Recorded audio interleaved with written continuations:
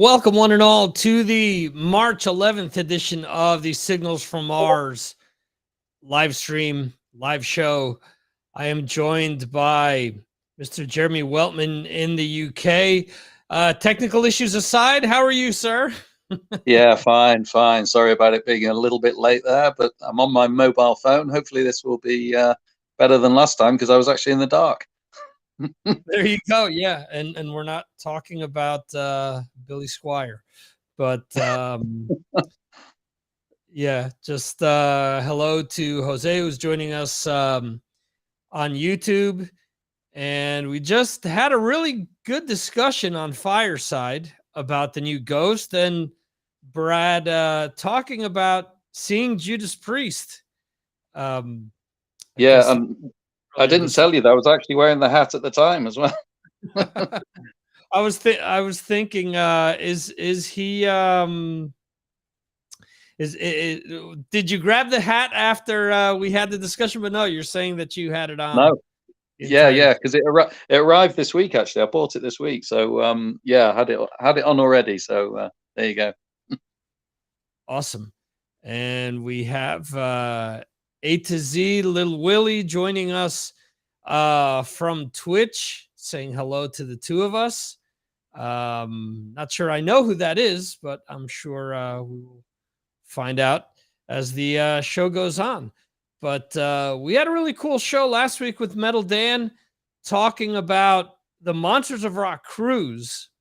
But obviously, all of this originated way back at Castle Donington. And obviously, there have been festivals before then.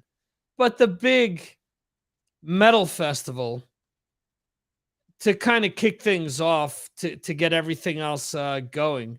Oh, it's Bill Elam. Duh. Okay. Hi, Bill. Is the Monsters of Rock Festival at Castle Donington. And yes, we had the Leeds and Reading Festival, which used to also have like a metal day, but that kind of went away. It isn't what it used to be because it used to have bands like Saxon and Maiden and stuff like that play there. Historically, Maiden played there, and they saw Bruce Dickinson with Samson. And that was kind of what convinced them that they wanted Bruce in the band. But to my knowledge, Reading and Leeds don't do that anymore.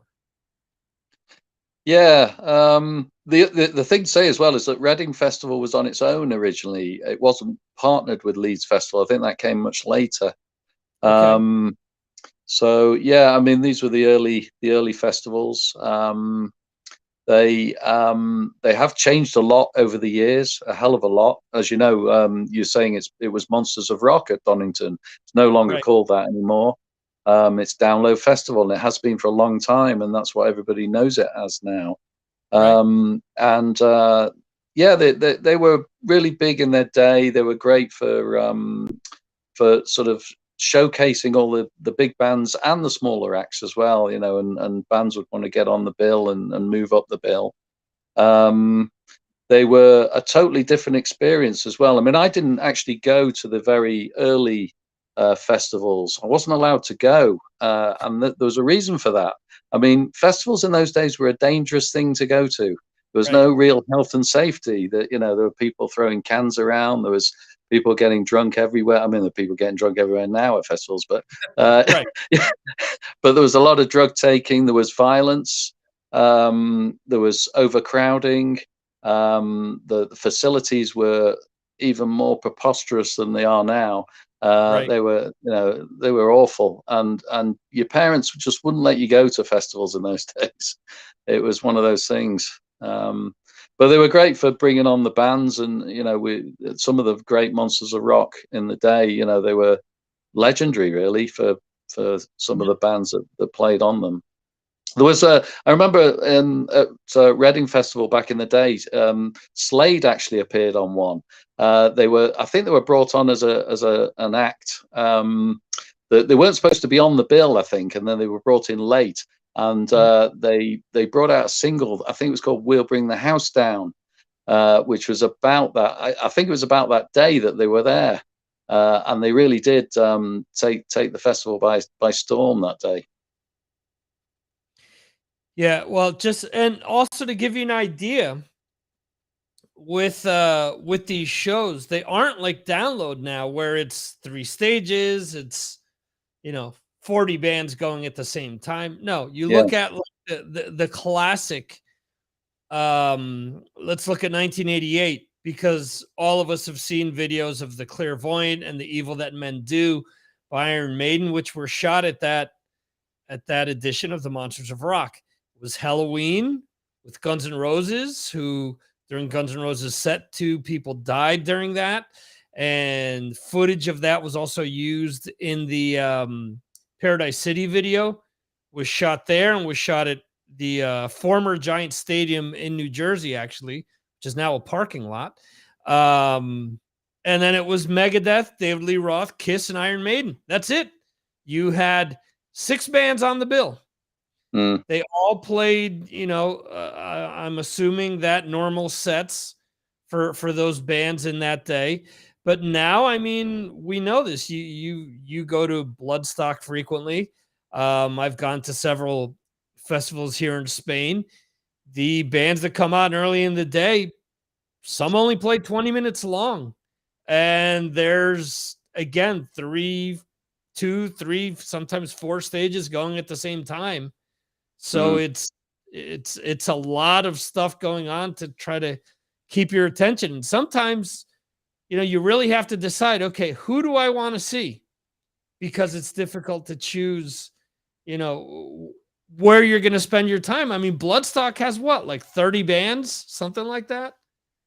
Yeah, and you know, download a fair few years. I've actually had to write down the bands I want to see, the times I'm going to see them. It's a logistical exercise to get round all the bands that you want to see, and inevitably you don't see them all, or you see little bits of the set.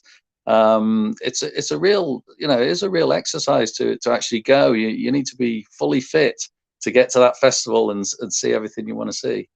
Yeah. Yeah, they've really changed over the years. I don't think people would part with the money really. You know, if you think about it, the price of festivals has gone up a huge amount. Mhm. I'm trying to think now. I mean, you're looking at sort of, you know, it's a good in excess of £100 per. Well, it's about 70 to £100 per day. Right. If you just want a day ticket, I suppose, with all the fees and that sort of thing, and then you've got your transport, and you've got your, you know, your food and drink and all that sort of stuff. And so, you know, to attract people in, it's not just the headliners. You've got to have, you know, you've got to have a lot of bands on. I mean, you've been looking at the festival in, I think is it the one in Spain you're looking at for this year? And there's a hell of a lot of acts on there and some really good bands as well. So, you know, you've got to have good names on. Well, and then we have, it was just announced 2 weeks ago, in the stadium where Atletico Bilbao plays, which is about 40 minutes away, on the same day as the Barcelona Rock Fest. You have Weezer, Metallica, and the Helicopters, and then 2 other bands that I don't know who they are. The tickets are somewhat similar in price, but the difference is one show's 40 minutes away, the other one's 4.5 hours away. Mm. So it's one of these things where, at least in my household, I said, okay, I turned to my wife and my kids. If you had a choice between seeing Metallica or seeing Kiss, who would you prefer to see? Now, my wife has already seen Kiss. She's never seen Metallica, and Metallica's her favorite band. And both of my kids said, Kiss, we want to see Kiss. And I said, now you're putting me in a tough spot here. Cause of course, initially I would have said, you know, I would have said Kiss as well. But then again, you work in the fact that, you know, well, now with gas prices going up, I was going to say it was 200 euros in gas to get there and back when we were there last year. So it's probably going to be closer to 300. Plus, you got to stay the night. Plus, Yeah, yeah. it's completely different having 2 small kids being 40 minutes away and knowing that Metallica is probably not coming on stage until midnight. Whereas if you're all those hours away and Kiss probably isn't hitting the stage until at least midnight or 1 in the morning. So, You got to factor all these things in. Yeah, Um, definitely. let's see here. Johan is saying, I've been to 20 years of Roskilde, 18 years, Sweden Rock, 14 years. Oh dear Lord, how do you pronounce this? And Johan always says to me, what? You've never heard these words in Swedish? No. Hultsfred Festivalen and a couple of others since 1989. Looking forward to this. I am a festival veteran. That's awesome. Mm. Let's see here. Jose is saying San Mames. Okay, but it's not the old San Mames. There's a new one. Well, I'm saying new. The stadium is, it's a year less than my youngest kid. So the stadium's 8 years old. And the only reason I know this is because we bought our car at a dealership that was 2 blocks away. And when we bought our car, the stadium wasn't complete. They played an entire season with it as a horseshoe. And then once that season was over, they finished setting up that final piece at the end of one side of the field. Let's see. Brad is going to M3 in May. That's interesting because M3 was September last year, I guess, because of COVID. Mm. But yeah, in the US, they're starting to up their game with a lot of the hard rock and metal festivals. And there were some things announced this week. I believe the Louder Than Life Festival, which is going to be 3 days. But it's similar to what we mentioned, where it's Kiss, 9 Inch Nails, and I forget who the third headliner is. Look it up real quick. What's the first festival that you actually went to? That's a good question. It will have been one of the download festivals, and Okay. I've been to probably about 10 of them, and Oh wow. I'm trying to think when the first one was. Um, it's a good 20 years ago, I guess, 15, 20 years ago when I started going to download. I can't quite remember when it was now. But yeah, The last official Monsters of Rock at Donington was 96. yeah, so it's after then. It's when downloads was going. Can't remember. I've seen quite a few headliners. I've been seeing obviously Metallica a few times, Iron Maiden, Kiss, Slipknot, you name it. You know, all the big bands have been on there. I missed the AC/DC year, unfortunately. Can't remember why I didn't go to that one. But yeah, there's been quite a few. But I've also seen a few other interesting festivals. The High Voltage Festival in Victoria Park in London, that was on for 2 years, and then it got called off because of the Olympics in 2012. So it was on. I think it was 2010 and 2011. It was on, and then 2012 they didn't have it on because of the Olympics, and then it just sort of faded away. And then it came back as the Rambling Man Fair in Maidstone about 4 or 5 years after that. The Huh. organisers decided to have it elsewhere, and that was also really good as well. Saw some good bands on there. I think so. 2015 Scorpions were on. 2016 Whitesnake, Blackstone Cherry were headlining. 2017 I saw that one Extreme, ZZ Top. So there's some decent bands on really, and there weren't the crowds weren't that massive at it. Probably at most 5-10,000 Okay. maybe. Yeah. So Yeah. that a lot of the festival names cross over here into Spain because the High Voltage. No, I'm getting it confused with, it wasn't High Voltage. It was the Electric Festival, was what it was called. That was like the year before they did Sonosphere in the UK. And then they ended up bringing the Sonosphere name here to Spain for 2 years because Mm. it was done by Ticketmaster and it was done by another promoter, a shoddy promoter that used to do all these different festivals, but they did a real like crap job of it. You know, it was a Yeah. lot of what you were saying. You know, their festivals were thrown together, bathrooms were ridiculous, food was outrageous in price. They promised, you know, a campsite. You'd go to the campsite, and everyone was like a millimeter away from the next person. It was terrible. But yeah, so they aren't running. Well, I guess they run one somewhat like stoner hard rock festival um now, but that's about it. The only other festival they do is like an indie rock one. But Mm, I'm seeing that Download, it's saying that the first year of Download was 2003. right. Yeah. It Yeah. was made in an Audio Slave. And okay, so you're saying you missed the AC/DC one, which was 2010, which headliners were AC/DC, them Crooked Vultures, Rage Yeah. Against the Machine, and Aerosmith. No, I saw the Aerosmith day, so maybe I didn't go to all of it. Definitely Okay. saw Aerosmith. Yeah. Sometimes I just go for a day, don't go to Right. all 3 days. Yeah. Yeah. How difficult is it to get to Download? Because I remember I looked at Oh, it for me and I was like, It's gonna take us a day to get there. yeah. So we have to leave like a day ahead of time, and we will come back a day after the festival." So it ended up being like a 5-day affair. And I was like, Yeah. "Yeah, we kind of want to rethink this because it's not as easy to get there as what I thought." So Download Festival is actually right next to East Midlands Airport, right in the Midlands. It's not far from Derby and Nottingham.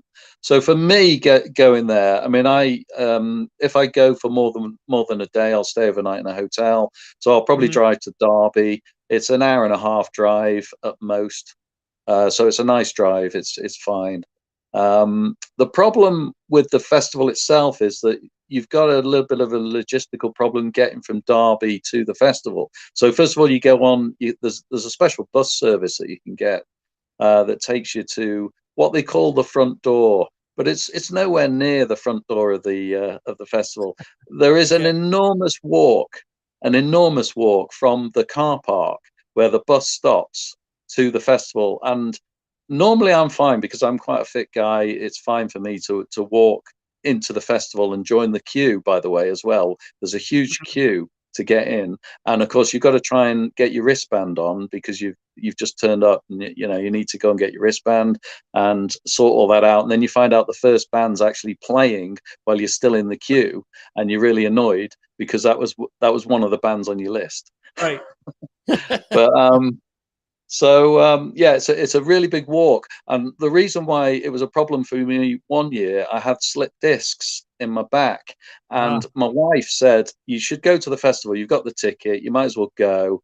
Okay, you're on a crutch, but I'm sure they'll get a little buggy for you, and they can take you from the bus stop to the front of the festival." So I asked the guys. I said, can I get a lift? Oh, no, no, sorry, you're gonna have to walk all the way to the oh, wow. front entrance.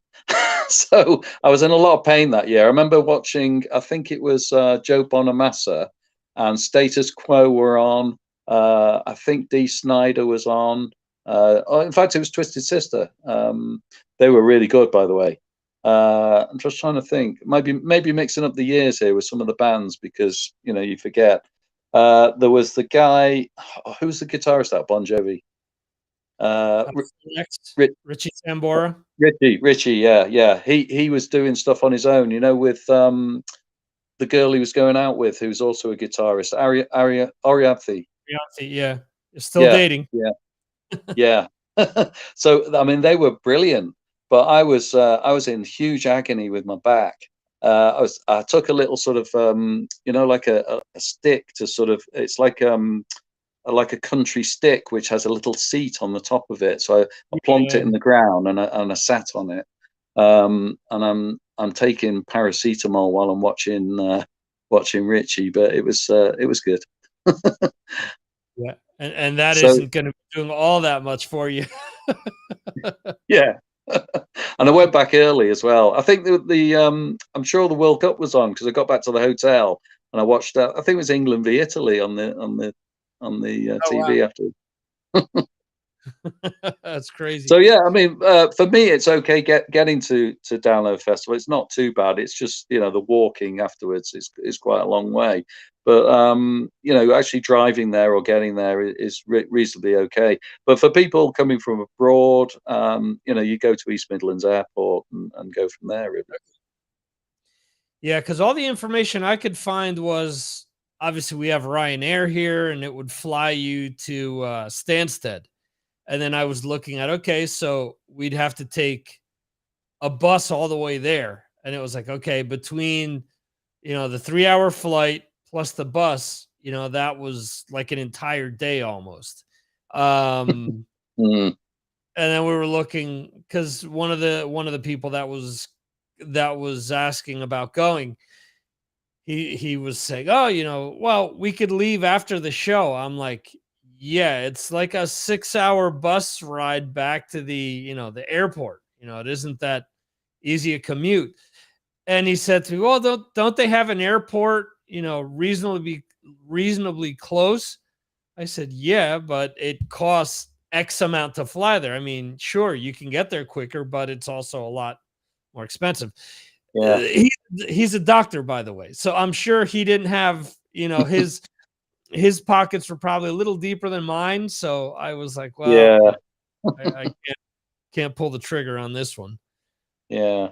But For me going to where I mentioned the Rambling Man Fair, which was in Maidstone. So it's down in Moat Park in Maidstone, which is sort of southeast England. And Mhm, unfortunately that one was always on the weekend when the kids would break up from school. So my wife and I would get in the car and seriously right, take an entire day to get to the festival. We mhm, kind of go, we'd leave in the morning, and the festival would sort of, the first day of the festival was never starting at lunchtime. It was always sort of 5 o'clock.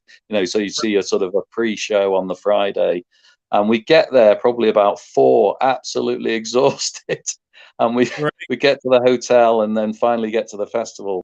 It's quite That was a long drag going down there every year, but it was worth it because the festival itself was really good. Yeah, for us, I mean, we had 2 festivals that I went to that were, again, 40 minutes away in Bilbao. Was up on a mountainside, which was really cool, and it was a decent setup. But there was a problem between 2 promoters. They fought over Metallica. So what ended up happening was they purposely scheduled the following year's festivals the same dates. So they essentially screwed one another. So instead of having 50,000 fans at one show and 50 at the other, they split the crowds. You had 25 at one place and 20 at the other because based on the bands that were playing, you went to the one or you went to the other.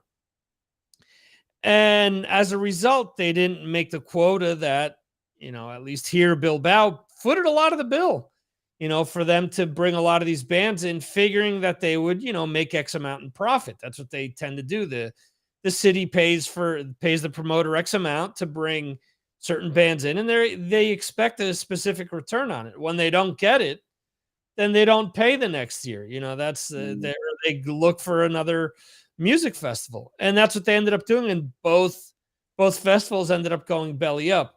So after that, they started doing shows in Madrid that we would go to, but again, that's like 4.5 hours away.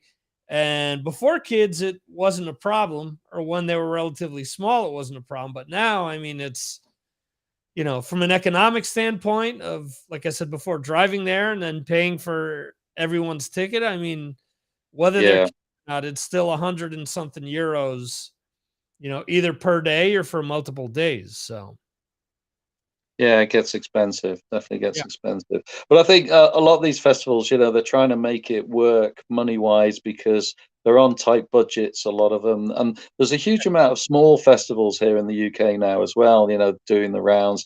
I think there's been too many festivals in some respect, and they're not all making money. I mean, this Rambling Man Fair that I mentioned, that went bust. I said to my wife, I used to look out at the crowds. I said, how do they make this work?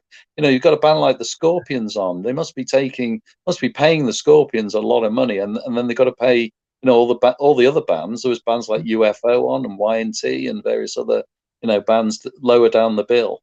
And you're just wondering how they make it work, really. Well, a band like Scorpions, there was somebody that leaked the list years ago here, which had what everyone was asking for. And it was funny because I talked to my wife and I said, a band like a Metallica or the Rolling Stones is getting paid 7 figures to play a festival. She said, no, that's impossible. I said, no, it's not impossible, because those bigger bands that are guaranteeing you 50 to 60,000 people are getting paid 7 figures, because they're the ones that are making the festival. They're the ones that are moving all the tickets, that are moving all the food and beverage consumptions and all that stuff. But a band like Scorpions, I have to think, is probably making, I don't know, anywhere between 30 to 50,000 euros probably per show. Right. Easily. A band like UFO is probably between 10 to 15, Yeah. because I know national bands here are making anywhere between 3 to 8, sometimes 10, depending on the popularity. So they're going up from there. Y&T, when they've come to Spain, they're playing like 200 people venues. So I mean, I would gather that it's within that same price point. So a lot of these festivals have a big, huge, headliner, and then the other bands are, kind of there to fill out the rest of their budget. It doesn't always work, and as you're saying, a lot of them go belly up. Yeah. I've noticed a few headliners as well. They seem to do a slightly shorter set. So I'm wondering if they're not getting paid a huge amount. They just say, we'll do an hour and 20 minutes. We'll do, an hour and a quarter, and that's it. We'll go in, go out, take the money, and we're gone. And a lot of them, and the other thing too with the festivals that a lot of people don't understand, and this was funny because I remember before Metallica released Death Magnetic on the Talking Metal forums, there was somebody that argued with me that Metallica was done. They're done. Look at that. They're only playing in Europe now. I said, yeah, they're playing in Europe because the festivals are paying them millions of dollars. They don't have to set anything up. They're just shipping one of 2 sets of backlines that they have. And the festival is taking care of the rest. And they're flying in and out of shows, as a matter of fact. They've famously set up headquarters where each one of them is set up in a different country, fly in the day of the show, do the show, and then fly back to where they were at. And people are saying, oh no, they're done. They're never going to be as big as they were. Yeah. So fast forward to how many years later, and they are still playing stadiums and stuff like that around the world. So go figure. Yeah. I mean, the best value act that I've seen have probably been the Guns N' Roses on their most recent tour at Download, where they played. I think they did it was a 3-hour set. Right. It was incredible, but it wasn't boring. Sometimes you could be thinking, I don't want to see a band for 3 hours. I just want to see an hour and a half, an hour, 2 hours. But they went through all their songs and they did some solos and stuff. And I was looking, my wife came with me and I was looking at her, and 2.5 hours later, I was saying, this is still fantastic. It's amazing. They were really good at it. And they helicoptered out. Apparently they had pizza flown in from America, especially on the rider. They wouldn't eat any pizza that was made in England. They would only have it shipped in. Well, you've been to the US. Have you tried pizza in the States? I don't think I had the pizza. No, I've tried lots of things there. I had lots of burgers, but not pizza. Yeah, it's a completely different beast. If there's one thing that I miss living here is real American pizza. So, and I know that you've got the purists that will tell you there's nothing like pizza from Naples and this and that. I say, okay, you can have your paper thin crust that's burnt to a crisp. I'll take what I like from there. Anyway, What did you think about Metal Dan's discussion last week about the cruise? Now, Brad had said that that for him it kind of scared him that he had contemplated, doing one of these cruises, but that it Mm, scared him because of some of the things that had taken place to Dan. Um, Obviously, I mean, well, let's let's be honest.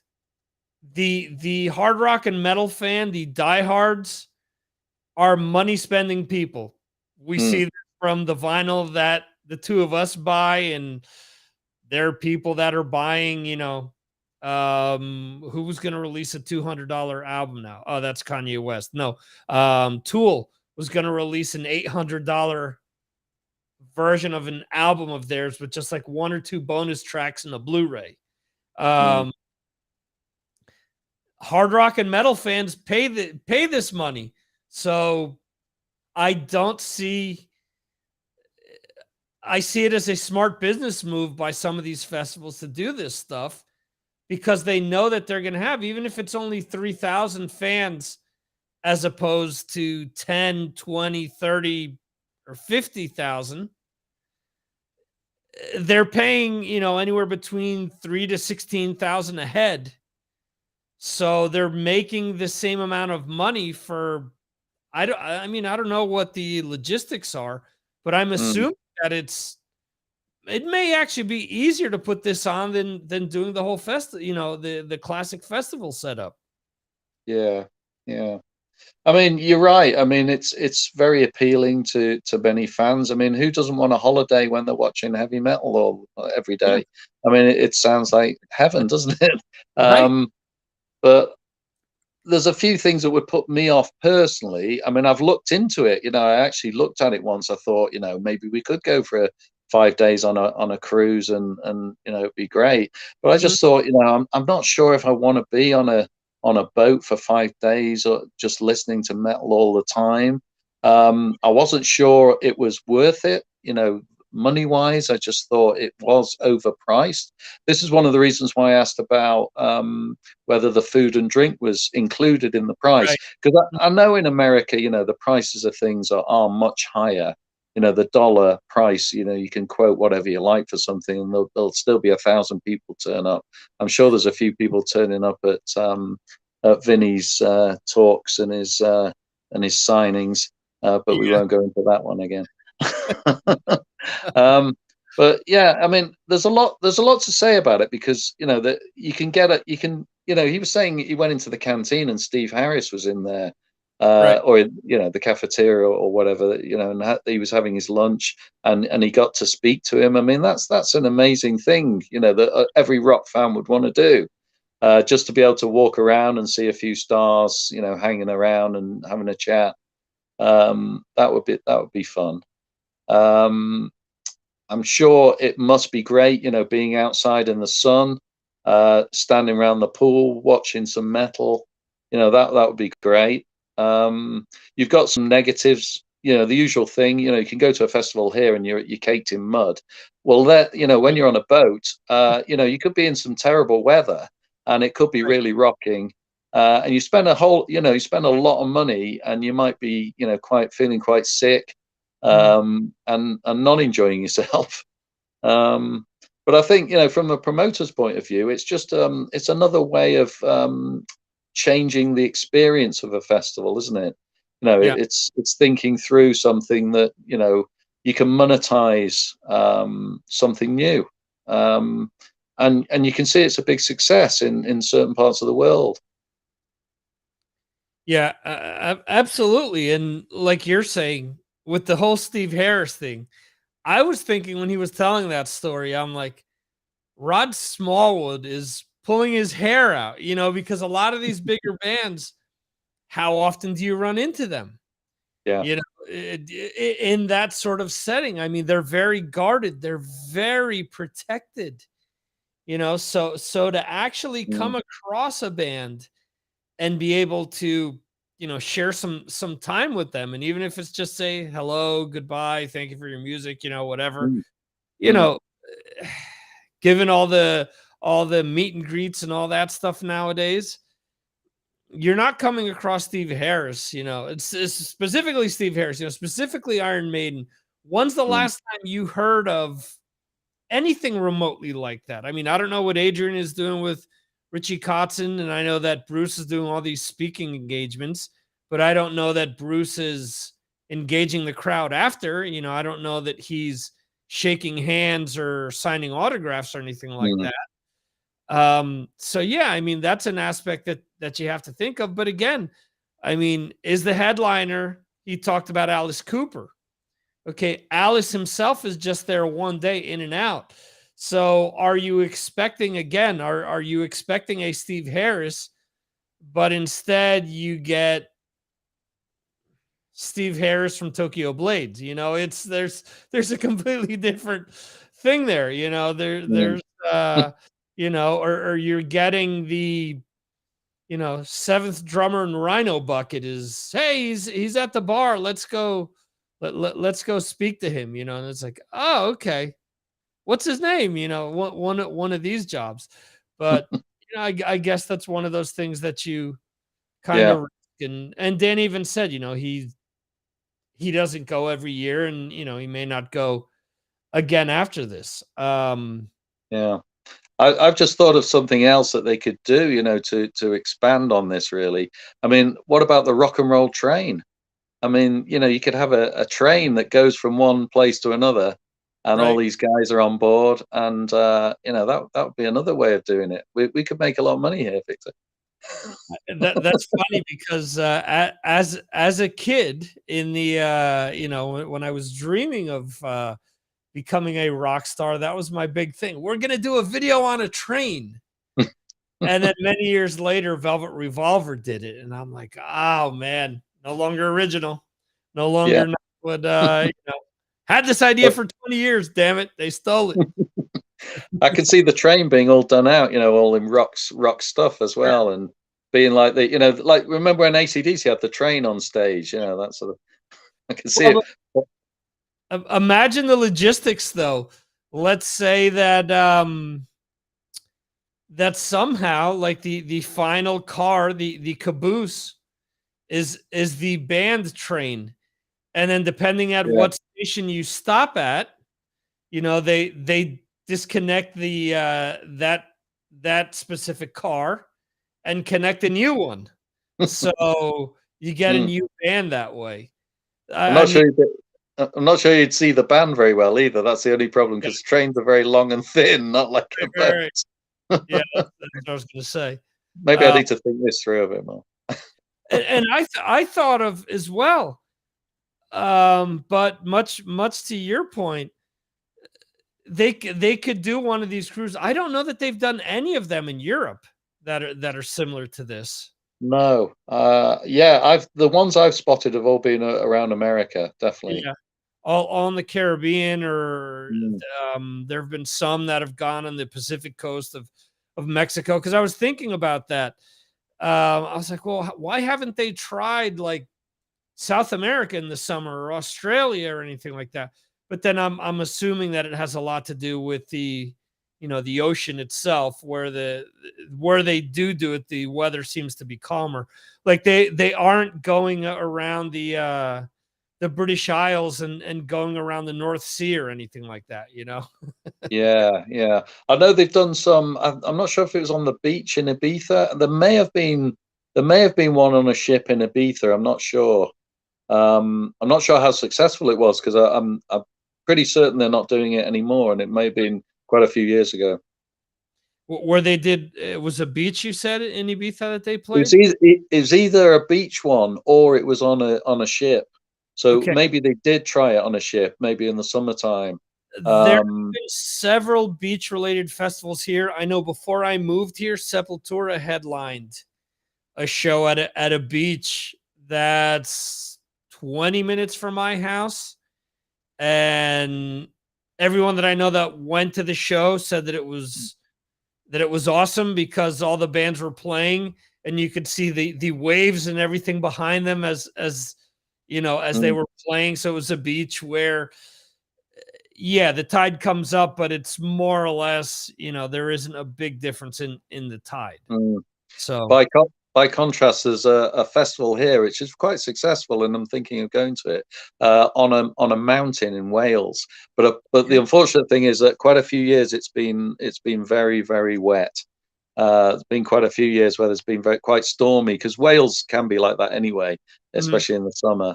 Not quite sure what it's like going, because apparently it's right on the top of a mountain, and it's a guy who owns a farm. But they have some big bands that go up there. Michael Schenker's going there this year. Wow. They've had Europe there. They've had Black Star Riders. All those sort of bands have all been playing. Uriah Heep's been there. Is Gareth Bale footing the bill there? I mean, that's one of these. Yeah, Th- maybe. Then again, Bruce did set up his aerodynamics company there because he got a sweet tax break for going to Wales instead of doing it somewhere else in the UK. So could be Okay, one of those things as well. maybe. So let's see. So Jose is saying that his firstborn asked if AC/DC is heavy metal or hard rock. Please explain. All right. Well, hard rock. Hard rock. In 2022, they are a hard rock band. If we were talking about the middle of the 80s, Mm, there were people that would probably consider them a heavy metal band. But yeah, as time has gone on and you've had bands like Metallica and stuff like that kind of rise to the top, and then more extreme bands come after, any band that, for most bands that we grew up considering heavy metal, most of them would be considered hard rock nowadays. So yeah. hopefully that Everyone calls them old school now, don't they? It's the old school rock. old school rock. Yeah, I've Yeah, never heard that, but yeah. No, yeah, that's what they say. That's what they say in the UK. All the, like okay, you say, they would have been called a heavy metal act, and now it's old right. school. Okay. So, well, I have heard people say old school heavy metal, so maybe you're right. Mm, I've heard Mark say, and this is a positive or not a positive thing. This is something that's used a lot on commercial radio in the States. They talk about heritage acts, and mm, that drives me crazy. I'm like, hell is a heritage act? All right, yeah, so I have no problem with it. All right, so we're shifting it around and we're putting it in another part of the, you know, rock department, let's say. But heritage, I was seeing people like Fleetwood Mac and uh, the Eagles and Kiss group together there, and I'm like, Kiss has nothing to do with Fleetwood yeah. Mac or the Eagles. So legacy acts, yes, that's another one. Oh, that drives me crazy. Mm. So, were you able to prepare the new wave of British heavy metal questions that you had discussed? No, no time. I'm afraid. No, I That's was fine. going. Yeah, I was going to give you a quiz, wasn't I?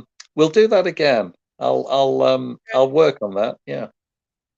Well, here's another thing we could do. We could set up a trivia Tuesday where we could do Mm, new wave of British heavy metal questions. And I've had a few people reach out to me and say, "Hey, can you do one on this topic? I'd help you put the questions together." mm. So Yeah, maybe that's an option for that. that's a good idea. Good idea. Um, Kiss, getting back to the cruises, Kiss is going to be retiring. I said this last week. There's no way in hell that they don't continue doing Kiss cruises, even with Mm, the full band being not being there. I mean, with the fans that Kiss has, and we've seen this from the conventions that they've been doing for years in the US, you can have one member of the band show up, and I think they could sell out one of the cruises. yeah, yeah. So I don't see them stopping that anytime soon. And No. I'm gonna be quite honest with you. and I've said this for a long time, they should have done what the Bee Gees did and just say, all right, you want to see Kiss? You got to come to the cruise. Charge whatever it is you want to charge. People will pay. That's that's the thing. People will pay. 3,000 people will pay out of however many billion are on Earth. 3,000 people will pay whatever it is that Kiss is Mm, asking to see them. And yeah, I wouldn't discount that that's what they will eventually do. Or, like I said, just have one member show up, or maybe it's just Gene and Paul doing, a set with two other people that have nothing to do. Or maybe it's a revolving door of former Kiss members. Who knows? So, yeah. And I think one of the other things about it is, and Gene has said this before. He said that when all of the members have retired or even died, Kiss mhm, will still continue as a band.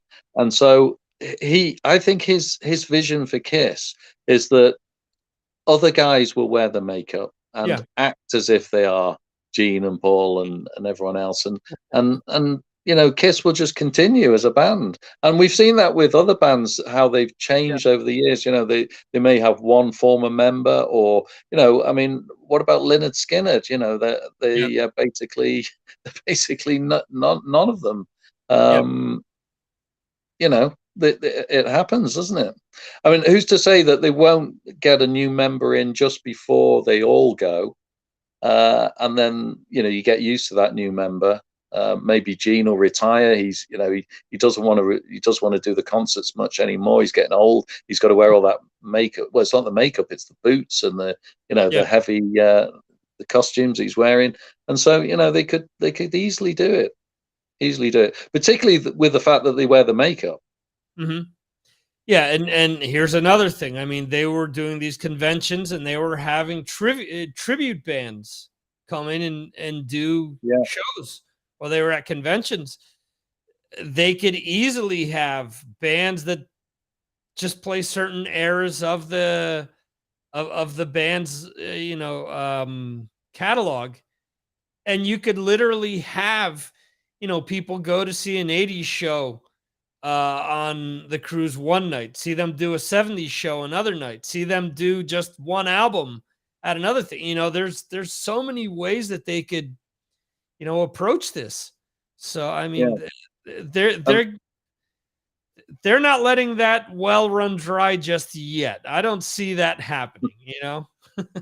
Yeah, and how often do you see a tribute band, and you're really enjoying the band? You're not really bothered that you're not seeing the original band. You're enjoying the songs. Yeah, You're looking at a band that looks like them, and you're enjoying the songs. And who cares? You've paid £10, £20 instead of paying 200 quid. yeah. I've Uh, I've been playing in a tribute band for years, so I know that, and I've actually had people come up to me and say, "Hey, they're good now, but they were so much better when you were in the band." I'm like, "Oh, get out of here! You're just kissing my ass." No, no, no! It's you added something different. You're playing the backing vocals, this and that. So I get it. People just want to yeah, go out and have fun and celebrate songs that they love growing up. That's why I think that if you take that whole that screen that they did with Dio, I think if you approach it the right way, that can be very successful, especially after a band retires. You yeah, know, I think the problem with what they did with Dio, I mean, they played here. They literally played 20 minutes from my house, but it's what you were talking about before. I mean, they had essentially the Dio band with Ripper Owens, with Oni Logan, plus the video thing going on, and they only did a 50-minute show. That's mm, ridiculous. yeah, You know, yeah, you've got Oni and Ripper who you could technically do an hour each with them, mm, and I mean I could see Kiss, and I mentioned this to Mark before. You could do Kiss where you have a video where one of them introduces, and says, "Oh, this was on such and such a tour. This was going on," almost like a storyteller's thing, building it up, and then you see them do, perform a song or two from that tour. You could literally make that, a 2-hour engagement, and people are going to pay for it. Why? Because they want to celebrate songs Yeah. that they loved seeing. And Brad was mentioning it before on the Fireside pre-show with Judas Priest. I've been saying this for years. People don't realize what happened to blues artists, what happened to doo-wop, Motown, all of these other genres where, much like you just mentioned, the so and so's great grandson joins the band. He's now one of the permanent members of the Temptations or whatever. Any of these historic bands that Mm. are still out there touring. But the last time an original member was in the band was 50 years ago. The last time that somebody who coincided with one of the original members retired was 30 years ago, so the music lives Mm. on. And you don't see in these other genres, unlike a lot of fickle hard rock and metal fans, you don't see a lot of these people say, "Oh, it's not the original band, I don't want to see this." No, it's people saying, "Hey, I want to go out a Saturday night, going out with my wife. I'm going to have a good time. We're going to listen to, you know, artists going out and doing the music that we grew up loving, listening to and dancing to and doing all this stuff." I mean, that I think will eventually happen when a lot of these bands that we're talking about will be gone. Yeah, it's already happening here because we've got a band over here called the Bootleg Beatles, and they're really, really famous. I mean, they're making a good living out of it, because they're good at it. And there's plenty of Oasis bands. Mhm. There's a band called Limehouse Lizzie. They even have a guy who looks like Phil Lynott as the bass player, and Okay, they. If you close your eyes, you're listening to Thin Lizzy. And the same goes for the AC/DC tribute bands because, okay, AC/DC are still going, but they mhm, haven't been going as well. They're not as going as frequently as they were. sure. And there's this band called Livewire AC/DC. They're fantastic. They pack out. I mean, I've been to places where they've been able to fill the clubs more than a band like Diamond Head or another sort of proper band. Yeah, It's incredible. we have a band that's coming that's called Pulse Floyd, and Okay. they're going to be doing the uh, to what I understood from the flyer, they're going to be doing the Pulse live album by Pink Floyd. Mm. There have been several. Let's see. There have been U2, Queen, and Guns N' Roses tribute bands. I've never checked them out. There was a Michael Schenker tribute band. The Okay. band was spot on. They were going to be playing at a bar not that far from me. And I was like, "Oh, I had DJ'd at this bar and I'd interviewed people there." So I was like, "Oh, I want to check this out because if it's any good, I'd like to see this show. This would be cool." Mm. So I'm watching video of them. Band is spot on. Vocalist is horrible. All right. He's not even singing in English. It's someone singing in Spanish, Mm. pretending to speak it to sing in English. You know, he's mumbling words that sound kind of like what the original lyrics were like. So for someone that isn't aware of the actual language, sure, I'm sure they could get by most of the time. And it was funny because I spoke to the owners of the bar because I was interviewing a guitarist of a Spanish band on that day, and there was a local footballer who's played for Real Madrid actually was there, and he goes, "What's your opinion of this band?" And we were talking about them. I said, "Well, just what I said. Music is great." He goes, "But the vocals are off, right?" I'm like, "Yeah, big time." He goes, "Yeah." He goes, "My English isn't great, but," he said, "Yeah, it was unfortunate." So I was like, yeah, well, You is mean what it is. there's What's somebody that? out there worse than Gary Barden and Graham Bonnet, because they're pretty bad live at the moment. Well, I think I may have said this at this was at a festival when Michael was doing a tour, and every tour he was swapping out, members of the band. So it was him, it was Wayne Finley on guitar and keys, it was Chris Glenn on bass who had just come back. It was Mm, Gary Barden on lead vocals, and the drummer was Chris Slade.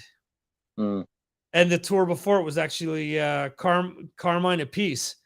But as someone who's grown up, learning to play drums, playing along to Simon Phillips and Cozy Powell, playing those tracks, I was like, I can't wait to hear. Oh, Simon Phillips, or Chris Slade, such a great drummer. He's sessions guy, mm, ACDC, The Firm, so on and so forth.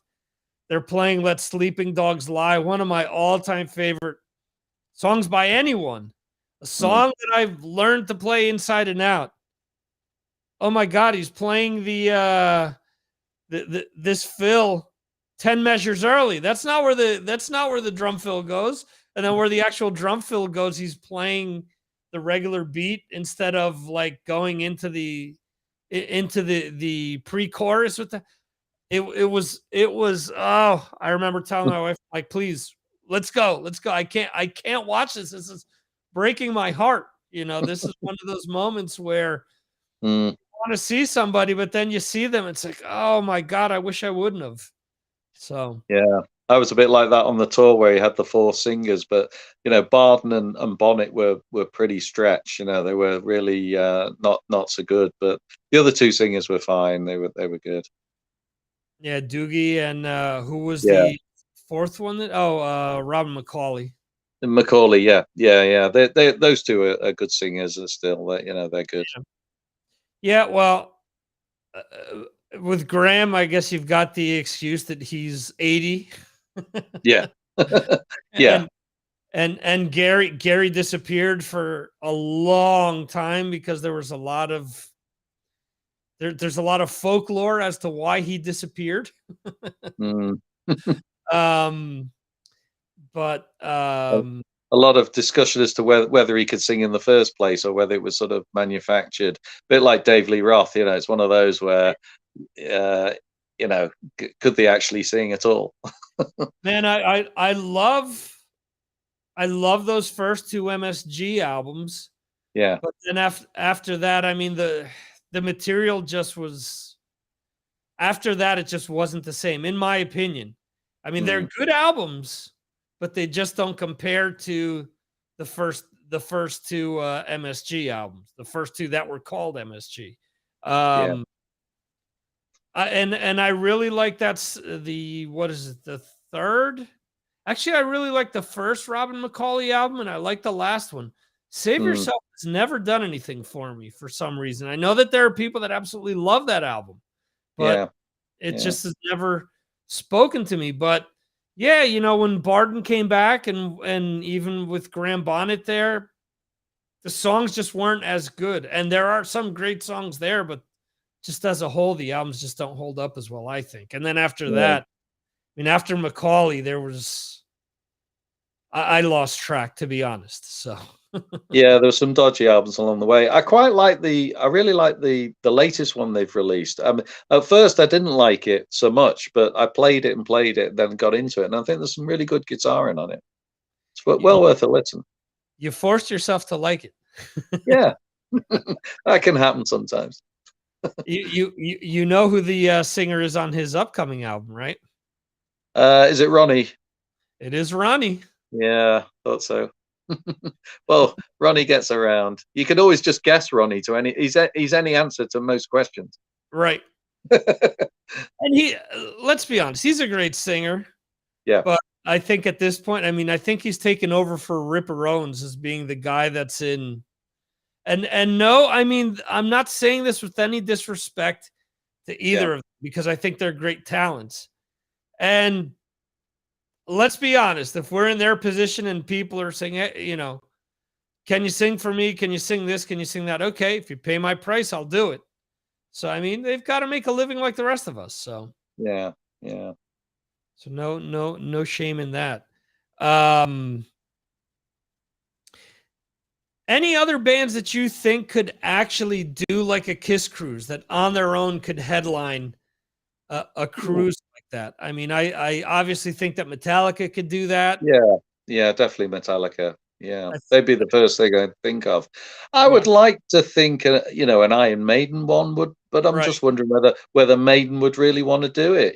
Would they need to do it? Would they really like to do it? I can see Metallica doing that sort of thing, but I'm not sure whether Iron Maiden really want to.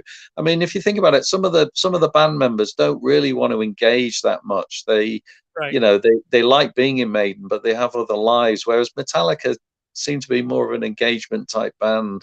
right. So I'm thinking that might suit them more. Um, Yeah, Nico's the only guy that you actually see because he's got the restaurant and you see him interacting with people. yeah, I think that's a great point because again, Adrian, you look at him, he's a big fisherman, he's someone who likes the outdoors and kind of being yeah. alone, so I get your point. Yannick sort of goes up to the pub in the northeast. I think he still lives in a similar place to where he used to, up in the Mhm. northeast. He still goes to his local pub up there. He likes to just be the ordinary guy. Right. And Dave Murray likes playing golf. Apparently, he's a big golfer. Right. And I think he's just basically sees this as a bit of a retirement hobby now, Yeah. which just goes on and on. Which never stops. Yeah. Um, I I mean, think let's some of the American bands I think are more suited to the cruise experience, I guess. Um, so yeah, some of the larger American bands would be the ones that I'd see as doing that. so like a Motley Crue or Yeah, a yeah, Aerosmith cruise while Aerosmith is coming to an end. They would probably throw each other off over the side of the ship. yeah, yeah, probably. Yeah, I'm not sure whether we're going to see them live again much. Right. But yeah, some of the bigger American bands would be really suited to that, and Kiss the top of the bill for it. Really, I mean, it's tailor made for them. Yeah, absolutely. Um, going all the way back to the beginning with festivals, what do you have planned? You're usually at Bloodstock. You mentioned. Is there anything else festival wise or show wise that you have in the cards in the near future? I'm thinking of going to download at least for a day next year. Now, I think Kiss are playing one day, and I think Iron Maiden are playing the other. I'm thinking of going to see Maiden because my daughter will probably want to go, and her fiance, they're getting married later this year. I think that they want to go, so I might drive for the day and just go and see Maiden. It's probably worth it. I tend to sort of, with that sort of thing, I'll wait to the week of the gig because I like to see what the weather forecast is because there's been a Sure. few real washouts there. There's no way you're going to get me now at my age standing in a field on the rainiest day of the year.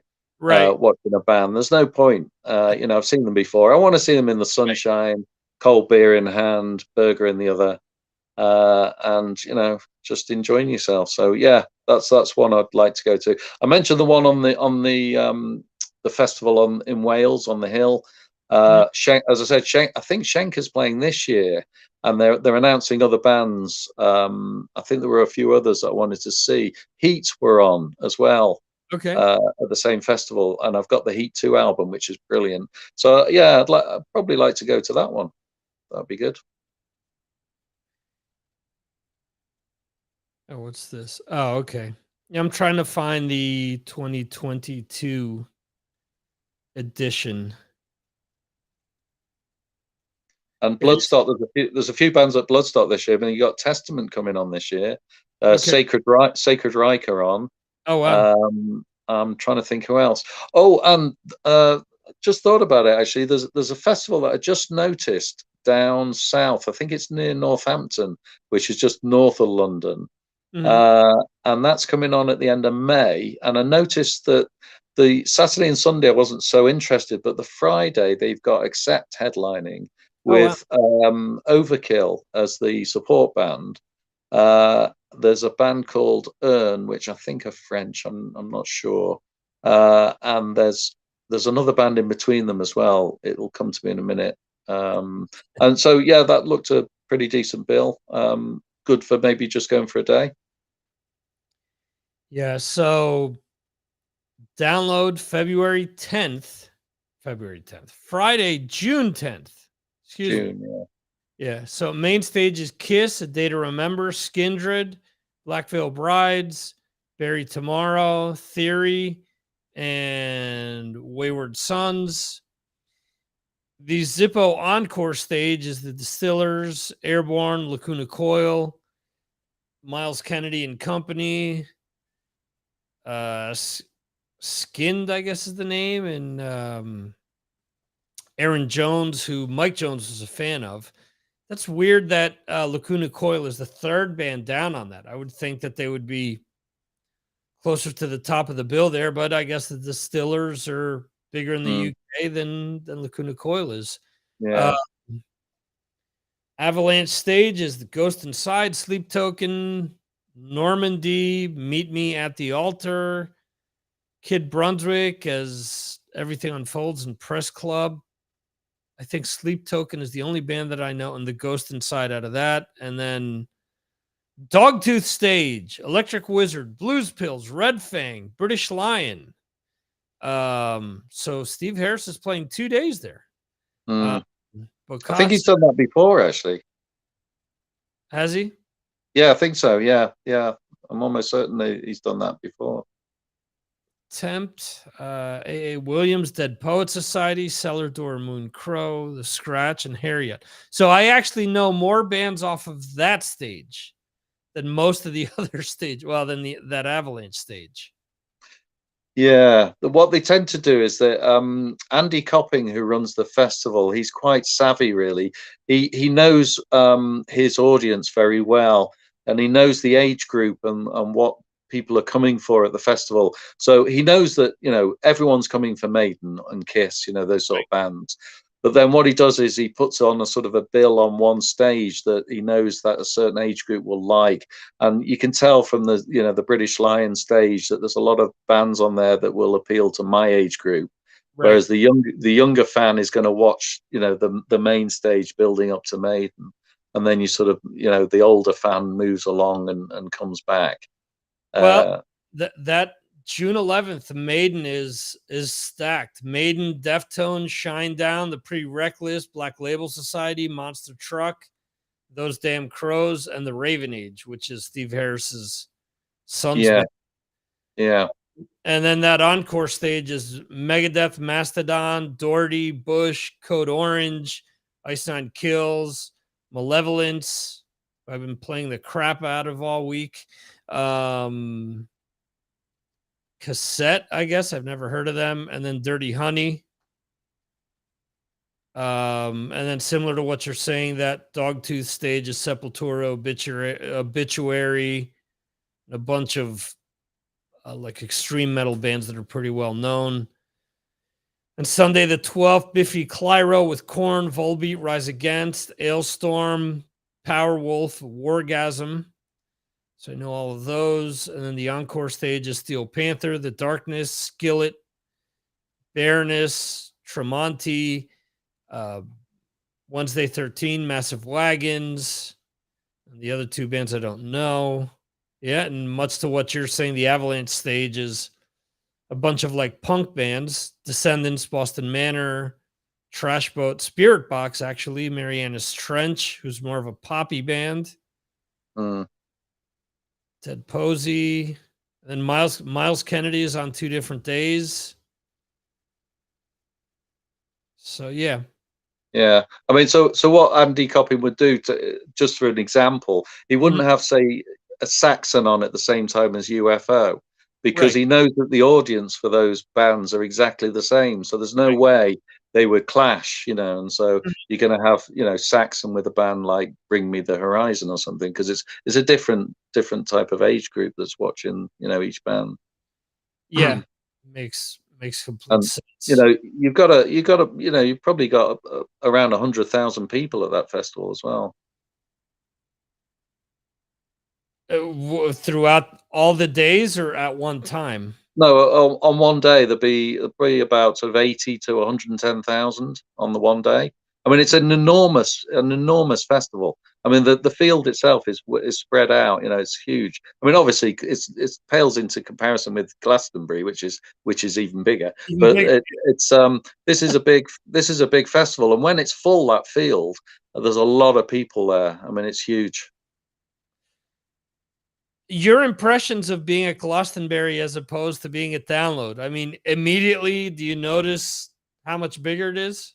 Well, I haven't been. I admit I've not been to Glastonbury. I've only seen it on the TV. But my daughter's been to Glastonbury, and she said it took. She actually worked there for a year, and Okay. she said that it's enormous. I mean, it takes a long time to walk from one end of Glastonbury Festival to the other. I think something like 20 minutes, half an hour to walk. The around. It's huge.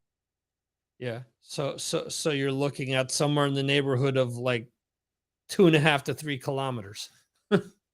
Yeah, I guess so. Yeah, I mean, I just know it's bigger than Download, but Download is a big festival, Oh, really yeah. big. And even the second stage is quite large. I mean, the second stage is as large as the main stage at some of the smaller festivals. It's big. The other thing with Glastonbury that a lot of people don't know, I mean, obviously in the UK they know this, but they shut it down every so many years just to renovate, do all types of infrastructure and clean up a lot of the junk that's literally been sitting there from one year to another. Yeah, and one of the main reasons is to allow the field itself to regenerate. Yeah, You can't have people trampling around a field every year and expect it to be a field. yeah. So yeah, you're right. They have it on. It's every other year, isn't it? Whereas you notice the difference between that and how Vakken is done, because the day after Vakken ends, they start working on next year's festival. I Yeah. they start, it was amazing. I saw one year when they did all the piping for the draft beer. So they figured that it would be cheaper to run pipes under the grounds to specific huts throughout the field there, as opposed to just having people walk around aimlessly with your typical, beer cooler on the back. Mm. That way they could guarantee a certain temperature of the beer, and there was all these things. So they actually set up, I forget how many different, like, huts or sheds or however you want to call it, so that people could just go and get their beer, Mm. in the middle of this festival. That goes to show the priority of the German audience, where they need to make sure that everyone has that they're liquored up with their favorite beverage. Um, Yeah, yeah. Well, it's all about shifting stuff and taking the money, isn't it, as well? And yeah. you want to make sure the punter's happy and the punter's never queuing and is always paying the money. Yeah. And the Uh, other thing that they've done with Vakken, which they decided a long time ago, Vakken isn't as big as what people think. It's capped off at, I believe it's 50,000. okay. So they purposely did that just to ensure that, they could maintain the crowd, they could maintain the grounds, because I believe the first few years it was whoever showed up and was able to fit into the field could get in. Mm. And then they realized that that was harder to control the crowds, and it was more difficult to for upkeep and for a lot of different logistical reasons. So they pivoted and, made things a little smaller, but they sell out. I mean, the last day of the festival, and Download does this as well. That Sunday, as Download is going on, people are already buying tickets for next year. Yeah. Yeah. So even without knowing what bands are going to be there. So I mean, they know the name. The name equals quality. So Yeah. they take that risk, and buy stuff. Yeah, I mean, let's face it. Some people go to the festivals; they don't care who's on. They know they're going to see Right. some bands that they like because there's so many on. So Right. it doesn't really matter to many people, And some people don't even make the headlines because they're so tired, or they're drunk, or they just want to go Right. back and go to sleep. Because Yeah. there's another day. There's 3 days. So who cares if you miss one on the Friday? You're going to be there all day Saturday anyway. Oh yeah. Absolutely. What do you think about this year's Hellfest? Well, it's unbelievable. I mean, it's mind blowing, isn't it? Yeah. Absolutely mind blowing. So It's it's it's the festival of all festivals, isn't it? yeah, 350 bands without exaggerating. I'm not making that number up. It's Yeah, it's 3 days one weekend and 4 the following, and they're essentially cramming in 2 years worth of festivals in 2 weekends because they've got contracts they got to adhere to. So that's how they figured doing it. yeah. I'm gonna set up a site so that people can sponsor me to go. There you go. It's yeah, I'd love to go. I think, is it sold out? I presume it's sold out Yeah, now. yeah, yeah, Yeah, absolutely. yeah, it must be, because I mean, it's just it's the whole of heavy metal in one festival. Yeah, absolutely. And yeah, well, because they're honoring people's tickets from 2020 and Yeah, 2021. yeah. So that, if there were people that again asked for refunds or whatever, I'm sure they didn't have any issues selling those tickets. Yeah. So but Yeah, that's an amazing fest. But sorry, go on. no, I was going to say, you say that you wait till the week of. There are always tickets available, even though they say that they're sold out. Yeah, so what happens with a thing like Download is that all the tickets for camping would be sold out. So they wouldn't have any spaces for camping. And so those are the people who've maybe got the 3 day tickets, or they've gone a day, but they've always booked the camping with the ticket. So Right. what I'm talking about are the you can buy day tickets, or you Mhm. can buy a 3 day ticket but without Right. the camping. And that's because I don't know what the limit is on the numbers of people that they can actually have in the field, but Mhm. I know that most years they've not reached the capacity, so there's always some tickets. Yeah. Maybe even a few thousand or whatever, because some years there's 70, 80,000 people there, some years there's 100 plus. It depends on who's headlining. I think Guns N' Roses was one of the biggest because they Right. hadn't played for so long as well, and then Mhm. they reformed and everybody wanted to see them. I think Maiden and maybe AC/DC have always been big, but when Aerosmith are on, or Kiss, or one of the others, there's just there is the capacity, so you can pick up a ticket in the week. And that's good to know for me, because obviously I'm planning it for the weather, so it's great. Yeah. Yeah, I know that there was backlash the year that Aerosmith was there because some people said, because I think it was Aerosmith, Def Leppard, and a bunch of bands of that ilk. And I remember people Yeah, complaining, saying that it was, it was old timers day or something, yeah, you know. yeah. I was there. Journey were on, and ZZ Top were on, and for me it was fantastic. I was enjoying every minute of it, and the sun was shining. In fact, it was so hot that my wife and I both went, and we got back to the hotel, and one side of our face was completely pink. We'd got terribly sunburnt on one side of the face, and were quite unwell the next day. Uh, so that taught us for not taking any sun cream. Yeah. Well, the closest thing that happened to me with that was being at a festival where it was in Madrid, close to, it was 40 something degrees at night. And Oof. you were talking about the hotel. I remember driving in. This was the The festival went on in a large industrial park, and I saw a hotel as we were coming in, and it was, I forget what time at night. I was not feeling well at all from the heat. I don't do well in the Mm, heat. And I walked back to the hotel and I said, "Do you have air conditioning?" "Yes." "Let me see." "Oh, we've only got one room, but it's quite expensive." "How much?" €80. "I'll take it." Says, "Are you mm, sure that's, that's a lot?" I'm like, "No problem. It's got AC and it's got a shower. mm. Oh, we're good, my friend." Yeah, So, yeah. So, yeah, camping's all right. One of those things when you're a wee lad, but when you get to be yeah, a little, you know, when you yeah. I will only go in the hotel now. In fact, one year, we arrived at the hotel again. I was with my wife. We decided we go to the Hilton because they had an offer on. So we went there, and we got into the hotel and we sat in the lounge. This guy comes in. He'd just been to the Friday of the festival, and we were only going to the Saturday and Sunday. And he was talking about the festival, and then he said, "Oh, did you know Motley Crue are staying in this hotel?" And I said, "No, what?" I was, "What? Are we going to see them?" He says, "Well, you might do, you might not, but yeah, I saw them last night." Oh, wow.